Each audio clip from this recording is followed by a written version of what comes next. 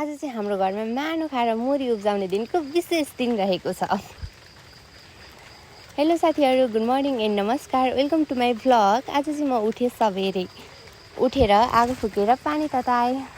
त्यसपछि मम्मी पनि उठ्नुभयो। आज चाहिँ हाम्रो घरमा रोटी पकाउने दिन रहेको छ। मम्मी चाहिँ रोटी बनाउनको लागि ठिक पार्दै हुनुहुन्छ अनि मम्मीले रोटी बनाउन थाल्नुभयो। म चाहिँ दिउँसोको लागि सब्जीहरू रेडी गर्न थालेँ। यो चाहिँ हाम्रो दिउँसोको लागि सब्जी। अनि त्यहाँबाट मम्मीले चाहिँ रोटी हाल्न थाल्नुभयो अनि मैले भिडियो बनाइदिएँ। हेर्नुहोस् गाइज, रोटी कसलाई मनपर्छ रोटी। यो चाहिँ हाम्रो खेतालाहरूलाई दिनको लागि रेडी पारेको हो। म चाहिँ बनाउँदैछु सब्जी। यो चाहिँ हाम्रो रोटीसँग खाने सब्जी। अन्त हामी बेसी गयौँ। बेसी जाँदा त स्कुलको आँगन ढलेको रहेछ। हामी त अब यो देख्थेँ कस्तो डर लाग्यो। बेसी पुग्न साथ बुढो त यसरी पो जोतिराख्नु भएको रहेछ भाइ। मलाई त छक्क परेर भिडियो नै बनाइदिएँ। अनि हामी थाल्यौँ रोप्नतर्फ। अनि बुढोले म बिउ फाल्छु भिडियो बनाइदेऊ ल भनेको त बिउको मुठा त फुटेर छरिनै दिनुभयो। अनि काकी र बुढो चाहिँ बिउ फालेर भिडियो बनाउँदै हुनुहुन्छ, म चाहिँ भिडियो खिच्ने। अनि तिमीहरूको जस्तो त म पनि रोप्छु भन्नुभयो। लु आउनु त रोप्नु भनेको त बुढोले त कति राम्रो रोप्नु भएको भाइ, झन्डै मलाई नै टप्नु भयो नि।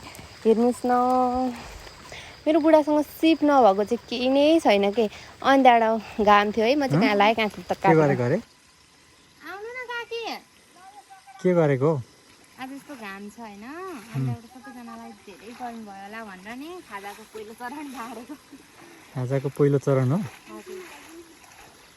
काँक्रा फेरि यस्तो मिठो छ कि है।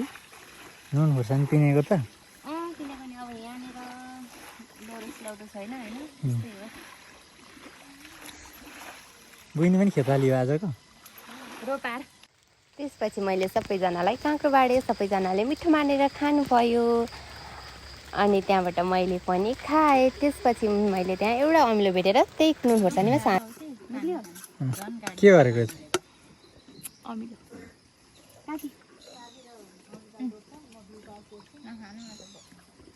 मम्मी एउटा पिस कसरी खान्छ त? ज्वरो फुट्ने भयो आज। फुट्छ यस्तोले ज्वरो।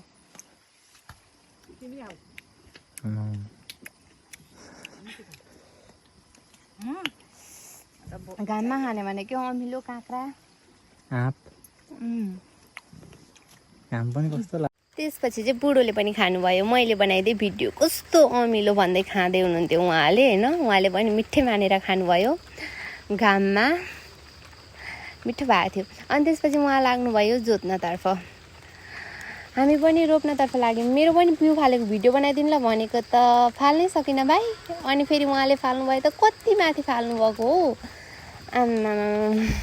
अनि यहाँबाट कुद्दै आऊ त, हिलो छैन त कुदान भन्नुभयो है। म पनि कुद्ने भएको त भरे सिम रहेछ नि, मलाई त थाहा पाइन, चप्ल्याक्कै भएर लडिहालेँ नि त।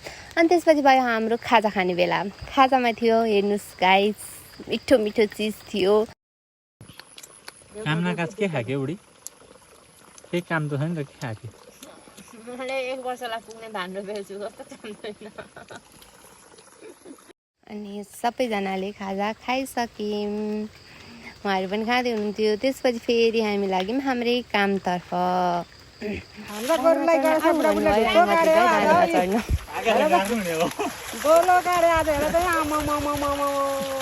सानोमा चढेको थिएँ है, कस्तो मजा आएको आफै। त्यसपछि हामी फेरि रोप्नैतिर लाग्यौँ। अनि त्यहाँबाट हामी चाहिँ रमाइलो गर्दै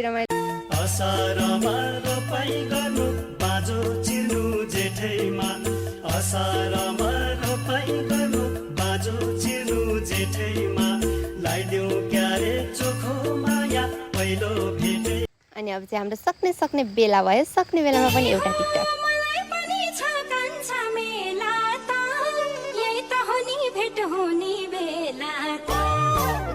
गर्दा गर्दै रोपाइ सक्यो। Thank you for watching.